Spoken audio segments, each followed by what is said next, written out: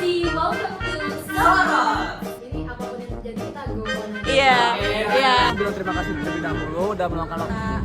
Perlu Dari awal tuh kita udah Andika. Andika kan dan tentunya bersama aku Maizi Haryanti dan rekanku. Faris Arkani sini. Yang tentunya kita akan memandu atau menjadi host dalam podcast di episode kali ini. Dan tentunya kita nggak cuma berdua, di sini kita ditemani oleh 3 orang teman-teman. Say hi dulu teman-teman satu kamera. Iya.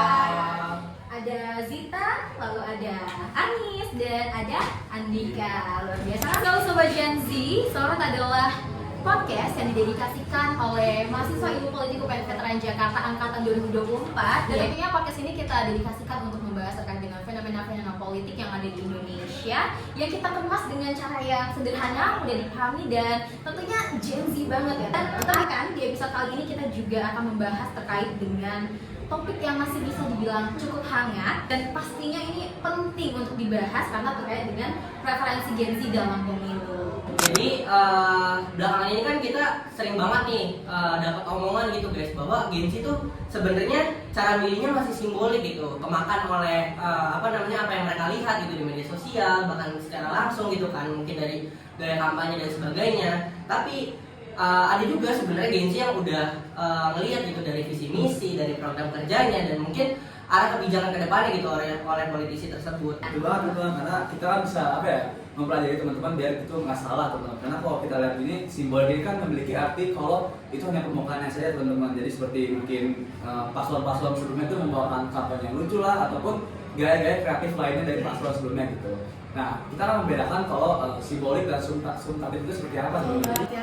Jadi kalau misalnya kita ibaratin nih simbolik sama substantif, simbolik itu kayak kalau misalnya kita milih makanan itu bungkusnya menarik tapi isinya tuh belum tentu sesuai gitu. Tapi kalau misalkan substantif itu emang dari kita lihat dari ingredientsnya kayak gimana sih isinya dan bermanfaat gak sih buat kita. Jadi bukan cuma di bungkusnya aja. Exactly. Setuju banget, karena Gen Z tuh pasti harus lihat sesuatu yang menarik gitu, catchy, marketingnya harus bagus. Karena kalau misalnya monoton sedikit, boro-boro kita lihat gitu kan. Bener banget, karena kalau misalnya kita lihat dari pemilu 2020 kemarin itu ada yang bilang kalau kampanye paslon ini lucu nih, kampanye ini tuh relate banget sama teman-teman Gen Z gitu teman-teman. Jadi ya kita perlu melihat dulu kalau dari simbolik dan substantif ini memiliki isi yang berbeda gitu teman-teman. Iya bener banget ya Dika, apalagi kalau kita lihat memang di tahun 2024 partisipasi Gen Z itu meningkatnya cukup signifikan daripada tahun 2019. Selain memang kebetulan di tahun tersebut memang lagi banyak aja jumlah pemilih pemula yang legal untuk memilih begitu ya. Tapi kita juga perlu tahu ini, mereka ini emang mau datang ke TPS karena pure kesadaran mereka akan politik atau ya udah karena FOMO atau karena kampanyenya rame aja gitu ya. Kita juga kemarin sempat melakukan wawancara ya. Iya, dengan teman-teman maba 2025 yang kita tuh juga pengen cari tahu gitu preferensi mereka secara langsung gitu, jawaban mereka itu seperti apa, pandangan mereka mengenai memilih pertama kali itu seperti apa gitu kan, apakah mereka cuman udah termakan oleh gimmick kampanyenya atau seperti apa gitu kan. Nah, untuk kita akan langsung saja saksikan video wawancara maba UPNVJ 2025. Oke, sebelumnya aku bilang terima kasih terlebih dahulu udah meluangkan waktunya untuk menghadiri wawancara ini. Mungkin aku mau tanya dulu nih, Brandon ya, boleh cerita nggak sih kamu tuh bisa milih tuh kenapa bisa kamu jadi memilih gitu? Karena visi misinya saya suka mas. Dari ketiga capres tersebut tuh memiliki gaya kampanye yang menarik gini ya. Mungkin dari kamu sendiri, gimana sih dari ketiga tersebut gaya yang paling efektif meraih suara kamu gitu? Paling efektif tuh yang kedua ya, soalnya dia jual kasihan. Jual kasihan yang dimaksud itu seperti apa nih Brandon? Ya itu dia udah 2 kali nyoba gagal terus. Oke. Jadi yang ketiga kayaknya harus dimenangin deh. Oke. Kalau dari selain itu ada nggak sih hal-hal yang sekiranya jadi pertimbangan kembali waktu pas kamu memilih? Karena dia berperilaku di media aja sih mas. Oke, jadi dari Mas Brandon sendiri itu lebih mengedepankan bagaimana cara berkomunikasi publik yang baik ke media gitu ya. Ya. Di tahun lalu tuh kamu udah punya hak pilih atau belum? Di tahun lalu saya udah punya hak pilih, saya itu memilih di Pilkada DKI Jakarta. Kalau di Pilpres tahun lalu itu saya belum bisa memilih karena umur saya masih belum mencukupi. Nah, pertanyaan kedua nih, karena berarti kamu milih ya di Pilkada. Alasan kamu milih itu kenapa? Apa karena kamu ngerasa perlu atau gimana? Saya mempunyai rasa untuk menjaga DKI sebelumnya tuh cukup tinggi. Dari pilkada sebelumnya, walaupun saya belum memilih tuh kayak saya mempunyai fanatik ke paslon-paslon sebelumnya lah. Tapi pada paslon yang kali ini tuh kayak dua-duanya masyarakat DKI itu banyak yang, kalau saya lihat banyak yang kurang serk. Tapi untuk yang paling better kayak kita bisa memilih yang sekarang sudah terpilih sih, itu sih yang paling better. Berarti yang kamu pilih ini menang ya? Menang.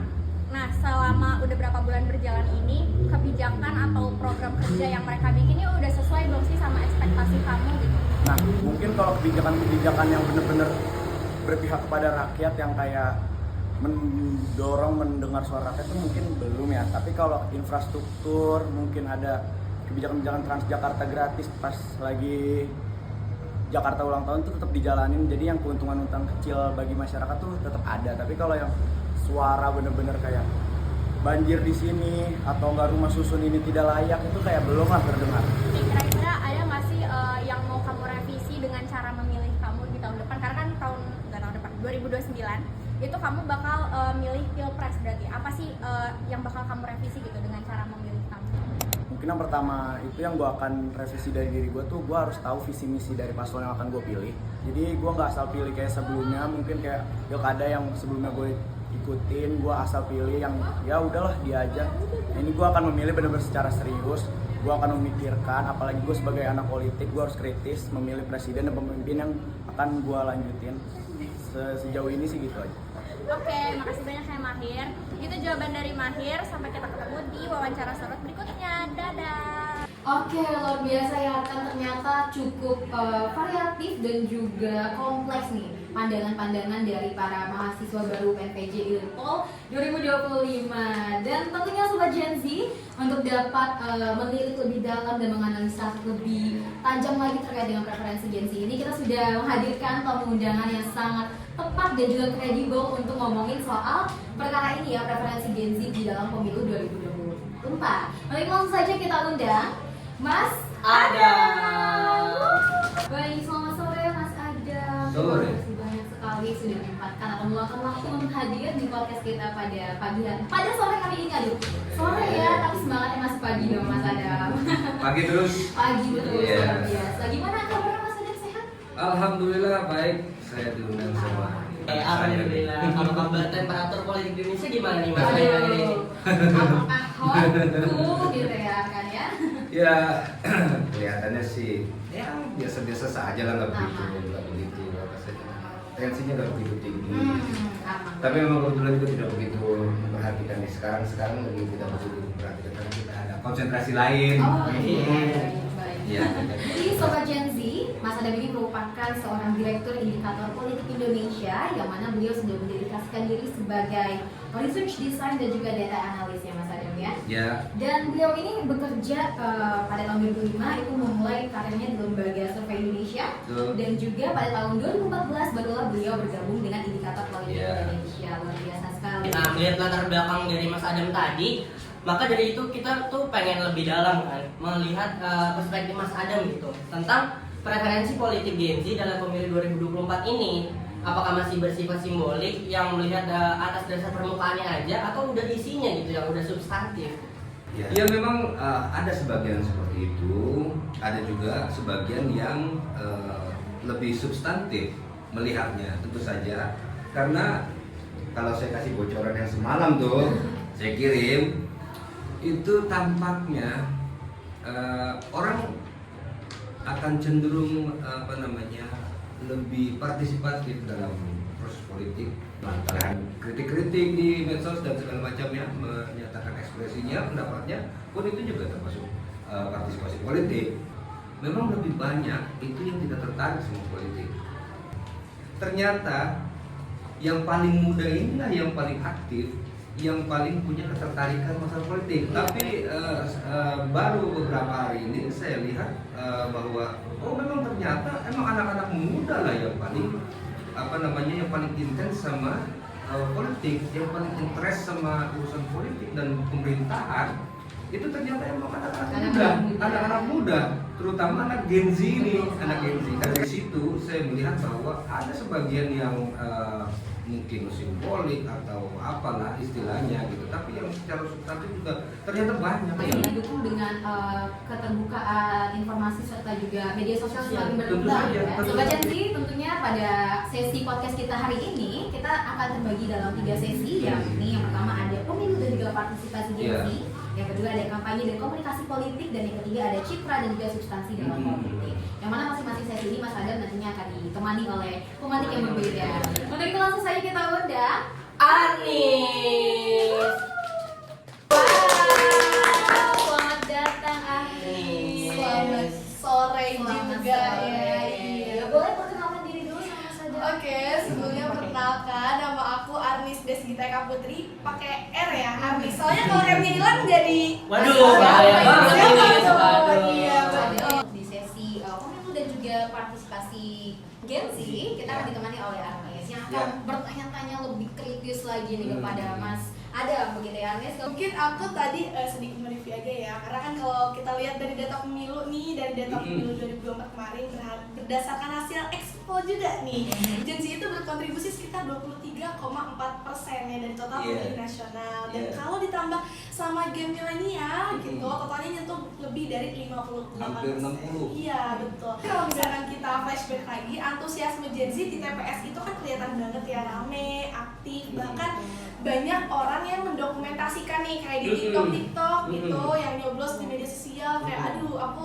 mau OTW ke TPS gitu, ada duit nih. Menurut Mas Adam sendiri apa sih yang sebenarnya mendorong mereka tuh kayak mau gitu untuk datang ke TPS dan berpartisipasi gitu? Apakah emang karena ada kesadaran politik pribadi atau mungkin efek media digital atau justru pengaruh lingkungan dari sosial mereka juga nih? Ya, memang pada dasarnya kalau menurut saya kebetulan culture di kita itu masih cukup baik ya, karena kita punya apa sih namanya kekerabatan yang masih tinggi, persahabatan yang masih cukup kental gitu. Ketika kita bisa sama-sama datang ketemu kawan-kawan kan gitu, itu menyenangkan. Dan itu juga saya rasa itu memang kita membantu juga dari tugas penyelenggara pemilu untuk menghadirkan pemilih sebanyak-banyaknya ketika pemilu. Kemudian daripada itu sebagian juga tentu saja ingin misalkan jagoan menang. Sebagian juga mungkin ada faktor lain yang mendorong mengapa mereka ingin datang ke TPS gitu. Tapi menurut saya di Indonesia ini sampai sejauh ini untuk partisipasi pemilih masih bagus lah, besar. Tapi kalau misalkan saya lihat nih emang masih banyak banget Gen Z yang kayak aktif buat bahas politik di medsos, tapi emang kadang cuma bikin trending topik aja gitu. Nah, kalau menurut Mas Adam sendiri gitu kan, ini tuh bisa dibilang kayak bentuk kesadaran politik yang emang beneran sadar atau kayak cuma ikut tren algoritmanya doang, karena aktifnya di medsos doang nih. Kalau di luar kayak aduh ya udahlah ya. Nah, kalau dilihat dari tren sekarang mungkin saja ada orang ya terutama kelompok Gen Z ini yang termotivasi trending topik. Tapi banyak juga kawan-kawan Gen Z ini yang memang mengeluarkan ekspresinya kritik terhadap politik, sistem pemerintahan dan sebagainya itu secara substantif. Misalnya kayak kemarin kebijakan Pak Menteri Keuangan yang baru. Ya, Dia viral banget. ya kan? Itu ada yang masuk ke dalam betul-betul melihat bahwa ini kalau jumlah uang yang beredar di masyarakat akan berkonsekuensi begini. Itu kan bagus, seperti itu. Transparansi ya Mas. Lah iya, itu kan memberikan edukasi juga kepada kita yang nggak tahu, sehingga mungkin kalau misalkan kita nggak tahu, emang iya benar kita cari lagi, misalkan kita konfirmasi. Aku mau tahu gitu, walaupun emang partisipasi anak muda ini tinggi gitu, angka golput juga masih lumayan. Ya. Terutama di kalangan anak muda yang kayak ada nih yang kayak aduh aku ngerti politik tapi kayak ada indikasi bahwa sebagian mereka itu memilih nggak datang ke TPS bukan karena apatis tapi kayak skeptis. Kira-kira ada lagi nggak sih tantangan lain gitu kan yang emang membuat si orang-orang ini ogah banget gitu datang ke TPS gitu atau alasan-alasan lain. Aku juga pernah dengar nih ya, katanya mereka alasan untuk golput itu karena dari ketiga calon yang ada itu katanya tidak ada yang baik gitu. Jadi mereka memutuskan untuk golput itu sendiri. Nah, pandangan Mas juga terkait dengan hal itu gimana gitu? Iya, mungkin secara singkatnya begini saja dari Arkan, apakah golput itu termasuk pilihan atau tidak sebenarnya? Oke, ya. Ada yang termasuk pilihan, tapi saya kira itu kecil lah. Tapi pada dasarnya orang tidak memilih itu kalau menurut saya di Indonesia ya, dia mungkin terikat sama misalkan harus bekerja, Betul. tidak ada kesempatan untuk keluar rumah. Kalau yang apatis, anak muda apatis enggak lah menurut saya. Karena kan pengalaman mereka memilih kan baru-baru aja, sekali dua kali. Mungkin kalau yang udah umur-umur saya udah berkali-kali pemilu, melihat pemimpin kayak ini bisa. Udah boring ya. Udah bosen. Nggak ada perubahannya ya Mas? Iya. Kalau di atas sih excited banget. Kalau gitu. anak-anak muda kan masih excited gitu kan. Baik, Mas Adam dan juga Sobat Gen Iya. Z, untuk sesi 1 sudah sangat luar biasa untuk memberikan, iya betul sekali, berdaging sekali pada masih sesi 1 yang pada intinya tadi kita berbicara terkait dengan partisipasi Gen Z. Partisipasi anak muda itu sudah meningkat begitu ya, dan terkait dengan golput tadi ya beberapa memang masih melakukan golput, tapi sebaiknya pilihlah yang terbaik dari yang ada begitu. Baik, terima kasih artis untuk sesi 1-nya luar biasa sekali. Boleh kita penonton juga. Oke Sobat Gen Z, tadi kan kita udah masuk ke dalam sesi 1 nih. Nah selanjutnya kita bakal datang teman baru nih Betul sekali. sebagai penanya pemantik ya. Iya, pemantik. Oke, kita langsung sambut saja Andika. Boleh? Kabarnya gimana Mas? Kayaknya tegang banget. Kayak tegang banget nih. Jujur segar. Santai aja. Andika kangen band. Penyanyi. Coba nyanyi dulu, Mo.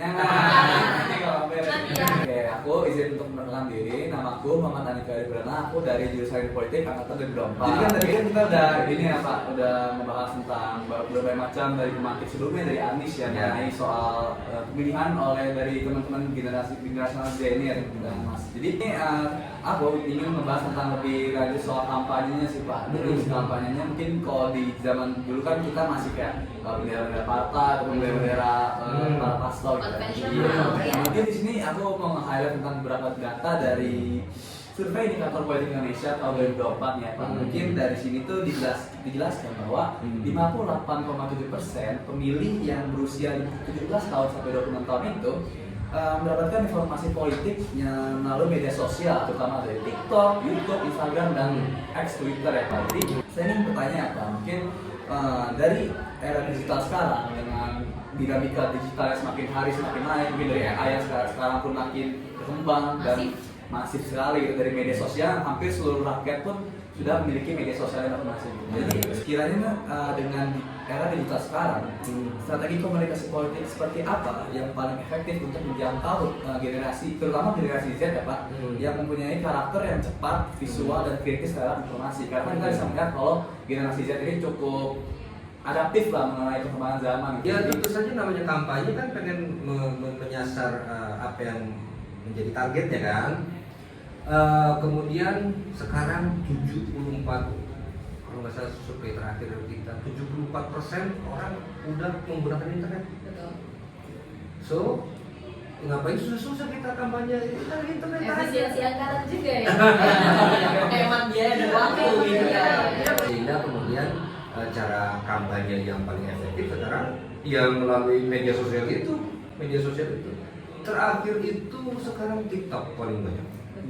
Nah, dari 74% itu ya antara 70 sampai 75% lah yang pengguna internet gitu. Itu engagementnya sangat tinggi loh. Beberapa jam biasa.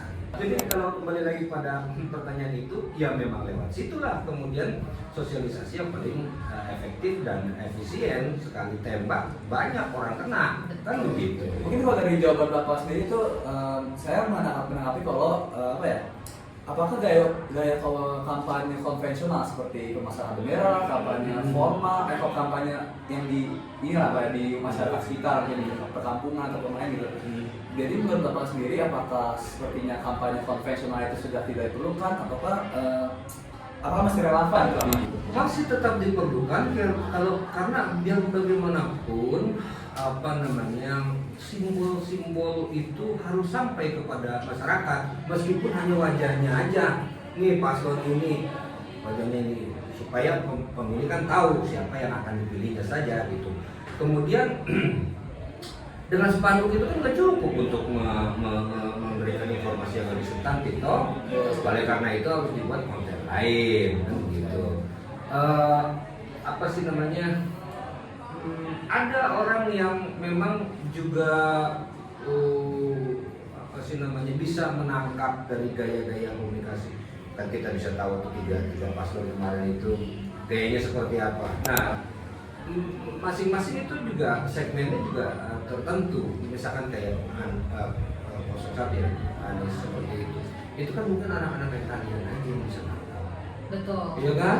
Hanya anak-anak yang Yang golongan muda yang cukup memandai ininya gitu. Dia bisa mencari dan dia juga bisa melakukan komparasi keunggulan masing-masing seperti apa gitu. Tapi di luar sana teman-teman kalian juga masih banyak juga yang yang malas memilih begitu, apalagi kalau mendengar kritik yang begitu keras, bukan hanya kalangan kalian ini gitu, mungkin kalangan saya dan atau bahkan yang lebih ini juga melihatnya kok begitu amat sih gitu kan, kok keras banget begitu.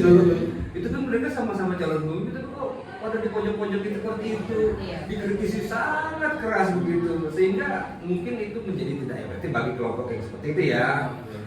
Dan polarisasi menjadi semakin kuat. Ya sudah, kalau kita dibilang bukan kelompok akal sehat ya nggak apa-apa, situ aja dia akal sehat, saya milih aja. Begitu Andika, luar biasa sekali. Dan tadi saya setuju sih dengan Mas Adem sempat mention terkait dengan konvensional. Kampanye konvensional itu masih kita perlukan karena kalau mengandalkan media sosial or something like that ya, kita tahu, kita lihat lagi bahwasanya Indonesia itu belum semuanya semaju itu, belum semuanya punya internet juga. Iya, betul. Jadi kampanye konvensional itu masih kita perlukan, dan tentunya juga dibarengi dengan pendidikan politik yang memadai. Luar biasa sekali sesi kedua kita ya Mas Adam. Iya. Terima kasih. Terima kasih banyak Andika. Terima kasih Pak Adam, semoga kita bisa melihat papannya selanjutnya lebih baik lagi ya Pak ya. Oke, baik Sobat Gen Z, kita sudah tidak terasa ya kan sudah masuk pada sesi ketiga alias sesi terakhir kita, yang mana pada sesi ini kita juga akan bercerita atau ngobrolin soal citra dan juga substansi dalam politik. Dalam sesi ini kita akan ditemani oleh Zita. Untuk itu kita langsung saja mengundang Zita. Di balik layarnya Sora tuh guys. Perkenalkan saya Zita dari sama seperti teman-teman lain dari ilmu politik UPN Veteran Jakarta ya. Tadi karena sama Arnis udah bahas tentang pemilunya, sama Dika udah bahas soal kampanyenya, kampanyenya. Sekarang aku mau bahas tentang citra aktornya. Dan tentunya aku sudah melakukan riset tentang citra itu sendiri, citra tentang politik itu sendiri. Jadi berdasarkan indikator politik Indonesia, sebanyak 61,4% pemilih Gen Z mengaku memilih kandidat karena gaya komunikasinya dan citra personal yang menarik begitu ya. Jadi bukan karena program kerjanya gitu. Nah, jadi kalau menurut Mas Adam nih, kalau melihat tren politik saat ini gitu, banyak anak muda nih yang lebih mengenal sosok politik itu dari citranya, dari sosmed mungkin ya kalau sekarang ya, dibanding cek prokernya tuh apaan sih, beneran membantu masyarakat gak sih gitu. Jadi menurut Mas tuh kenapa sih ini bisa terjadi gitu? Sekarang begini, memang situasinya antara capres dengan masyarakat kita di bawah itu jauh sekali. Kita harus jujur, perhatian pada rakyat, bisa dipercaya, bersih dari korupsi dan segala macamnya lah begitu. Citra jujur kalau saya tidak salah itu paling tinggi gitu. Padahal itu citra susah banget untuk memastikan bahwa calon ini jujur, calon yang ini kurang jujur, sehingga citra di permukaan ini menjadi penting. Itu area pertempurannya di substansi program kerja dan segala macam itu juga sudah tersedia. Tapi kan semuanya itu adalah angin surga semua buat masyarakat. Sama antara calon 1, calon 2, calon 3, semuanya sama angin surga semua buat masyarakat. Oleh karena itu baik semua, tidak ada diferensiasinya di situ. Oleh karena itu harus ada diferensiasi di apa namanya di segmen yang lain. Citra itu kemudian menjadi penting. Yang pertama kenal dulu, tahu lah, paling tidak tahu, kenal sih susah sekali ya kan. Kemudian suka apa enggak, baru dari situ memutuskan untuk memilih. Kalau nggak tahu bagaimana mau pilih. Jadi suka pun belum tentu dipilih. Kalau ada yang lain yang lebih disukai dong, gitu dong, ya kan? Nah, tapi di situ nggak begitu dalam, Karena saya yakin nggak begitu dalam, karena kan tahunya cuma oh Pak Prabowo yang itu, oh Pak Anies yang itu, Pak Ganjar yang itu, Pak Muhaimin yang ini. Dalamnya dia nggak begitu tahu. Dia paling tahu dia mantan Danjen Kopassus, misalkan orang militer, mantan gubernur, kemudian satu lagi Pak Ganjar mantan gubernur, paling hanya itu aja. Track record lainnya mungkin ada. Itu pun kalau orang mau cari-cari gitu kan. Tapi kan bisa juga ada orang yang pilih karena memang ini lebih ganteng. Nah, Iya, boleh dong.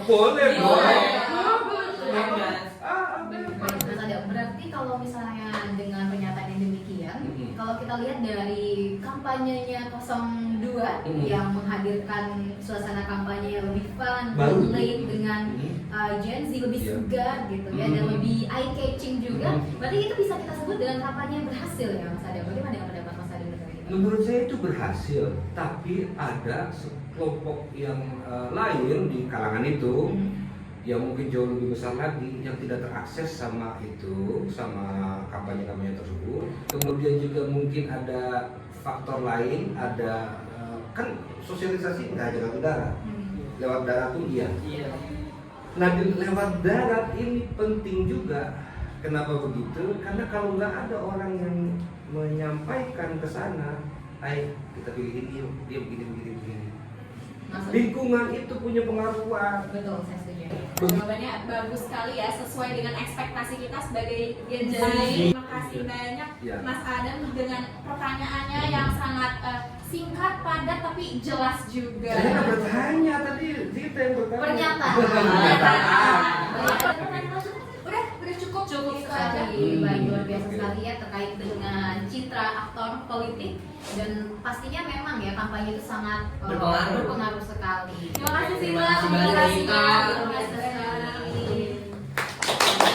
Wah, gila sih. Obrolan hari ini tuh sangat insightful banget ya, Zia dan juga Mas Adam. Dari awal tuh kita dengerin juga suara-suara anak-anak dari Gen Z, terus disempurnakan gitu dengan analisis dan diskusi dengan Mas Adam tadi. Dari topik-topik kita di awal mengenai tadi ada komunikasi politik, kemudian ada kampanye dan juga ada partisipasi. Itu kita dapat kesimpulan yang menarik dari tiga paslon ini. Kita melihat bahwa gaya komunikasi yang disampaikan tuh memiliki strategi yang berbeda gitu. Dan paslon pertama cenderung yang ofensif walaupun menggunakan data-data gitu kan. Kemudian paslon 2 yang cenderung defensif gitu kan. Dan di paslon ketiga ini cenderung yang di tengah-tengah gitu. Mereka nggak bisa nyerang juga, nggak bisa bertahan juga. Kemudian dari analisis juga yang terakhir kita melihat bahwa di paslon nomor 2 ini menggunakan gaya komunikasi yang bisa dibilang kurang substantif karena ya hanya mengambil dari sisi hiburannya aja gitu. Padahal dari isinya kurang gitu. Tapi ya balik lagi itu yang bikin Gen Z itu menarik gitu. Mungkin terakhir buat Mas Adam juga kami persilahkan untuk mungkin menyampaikan closing statement gitu untuk menutup podcast kita pada hari ini, dan mungkin bisa juga memberikan saran dan masukan gitu buat Gen Z ke depannya, terutama buat pemilu gitu ya 2029 yang paling dekat gitu. Ya, kalau kita lihat dari pemilu 2024, Gen Z ini sekitar ya katakanlah seperempat pemilih Indonesia lah, seperempat pemilih nasional itu kan besar, dan di 2029 mendatang itu pasti lebih besar lagi dong. Oleh karena itu dominasi kelompok muda atau pengaruh dari terkhusus kelompok Gen Z itu akan semakin menentukan ke depannya, dan mereka akan menjadi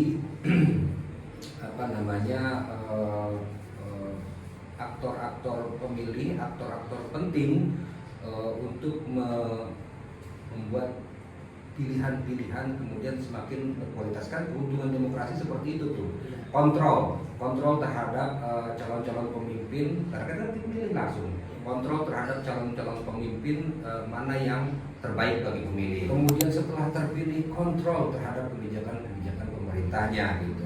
Kontrol juga bagi pemerintah agar tidak melenceng dari kewenangannya seperti itu. Oleh karena itu, presidensi ini ke depan itu akan semakin krusial. Namun begitu, itu bukan hanya tanggung jawab bagi siapa dong tanggung jawabnya? Bagi kelompok yang lebih seniornya? Enggak juga. Bisa jadi seperti itu. Kelompok-kelompok yang seniornya bisa jadi harus lebih karena lebih berpengalaman, memberikan teladan-teladan yang lebih baik sesuai pengalamannya kalau ada ya. Kemudian juga di kalangan Gen Z sendiri, terutama kalian ini nih yang ya udahlah pasti paling terdidik lah gitu. Nanti kalian adalah calon-calon penerus para pemimpin. Oleh karena itu kalian juga harus kasih pengaruh yang positif kepada teman-teman kalian yang misalnya belum tercerahkan begitu, supaya nanti kita juga besar bersama lah. Kan ini kan bangsa yang besar gitu. Ketika sudah di atas, jangan lantas merendahkan yang bawah. Itu sama dengan kita merendahkan diri kita sendiri, bahkan lebih rendah dari yang lebih rendah. Oleh karena itu, angkat yang di bawah supaya kita berjalan searah dan maju bersama. Dan dia akan jadi lebih tinggi. Baik, terima kasih Mas Adam, luar biasa sekali Sobat Gen Z, dan tentunya semoga podcast kita pada hari ini dapat menjadi motivasi agar pemilih muda ini dapat lebih semakin kritis dan juga tidak gampang terjebak dengan gimmick-gimmick simbolik kampanye, dan juga tentunya mau mencari tahu lebih dalam soal program dan juga visi kandidat. Dan Mas Adam ini sedikit mengingatkan saya kepada sebuah monolognya Syahrukh Khan di film Jawaban, ya, yang kira-kira bunyinya seperti ini. Kita sering bertanya ketika kita membeli hal-hal kecil, misalnya contohnya obat nyamuk, apakah itu akan benar-benar tahan selama 5 jam, apakah efektif dalam membunuh nyamuk, dan apakah asapnya terlalu banyak, berbau, dan lain sebagainya. Tetapi ketika datang masa pemilihan, kita akan memilih pemimpin yang akan menjabat selama 5 tahun, kita jarang mempertanyakan apapun. Dari sekarang kita pertanyakanlah pilihan kita, teman-teman. Jangan memilih karena rasa takut, jangan memilih karena uang yang mereka berikan kepada kita, ataupun karena identitas. Tanyakan kepada para orang-orang yang meminta suara kita, apa yang akan mereka lakukan untuk kita, rakyatnya. Bagaimana dengan pendidikan kita, bagaimana dengan pekerjaan kita nantinya kalau kita sakit nanti, program apa yang dapat membantu kita, dan bagaimana mereka bisa memajukan negara ini selama 5 tahun ke depan. Dan intinya itu ask before you vote, tanyakan sebelum kalian memilih, begitu. Ya, kita persiapkan untuk 2029 datang ya. Insya Allah dengan kekuatan peer-to-peer education tadi akan Gen Z memperdayakan Gen Z. Terima kasih banyak untuk Mas Adam udah nyempetin Sama-sama. ngobrol kita di podcast Sorot ini. Luar biasa banget, insightful, dan hopefully benar-benar bisa menjadi pedoman gitu buat sobat Gen Z di luar sana yang menonton agar lebih mindful gitu dalam menghadapi pemilu-pemilu berikutnya, terutama di 2029 ini yang paling dekat ya teman-teman. Dan ya sobat Gen Z, ingat masa depan itu bukan ditunggu tapi dibentuk, dan semua itu dimulai dari satu keputusan sederhana, yakni memilih dengan sadar. Dan terima kasih sudah menyaksikan podcast Sorot. Terus ikuti obrolan kita di episode-episode selanjutnya, karena setiap suara berarti dan Sorot akan terus jadi ruang buat menyuarakannya.